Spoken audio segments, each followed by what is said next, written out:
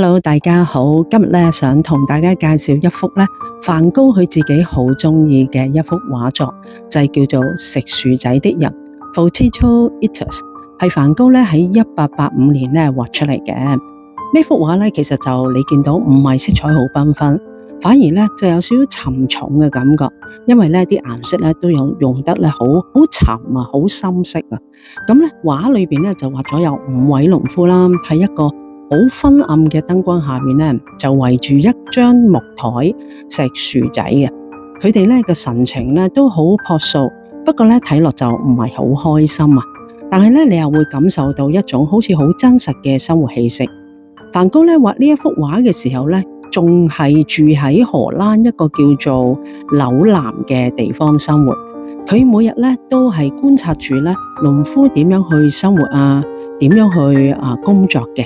然後咧就用畫筆咧就記錄低佢哋嘅故仔。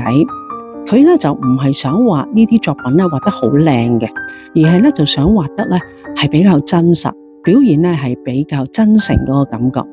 咁咧佢曾經咧就係寫俾佢妹妹嘅一封信裏邊咧就有講過話，呢幅畫咧佢咧就喺紐南時期畫得咧覺得自己畫得最好嘅一幅作品嘅，就可以見到梵高佢咧對呢一幅畫咧有幾重視啦。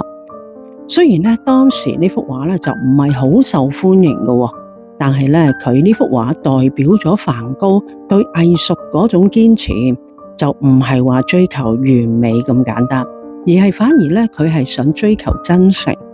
咁咧佢想大家咧睇到，即使係咧最平凡嘅生活啊，都有佢獨特嘅美麗。希望你咧都可以感受到呢一幅畫背後嘅情感同埋力量啊！我下次咧會分享多啲名畫後邊嘅故仔。好，多謝大家。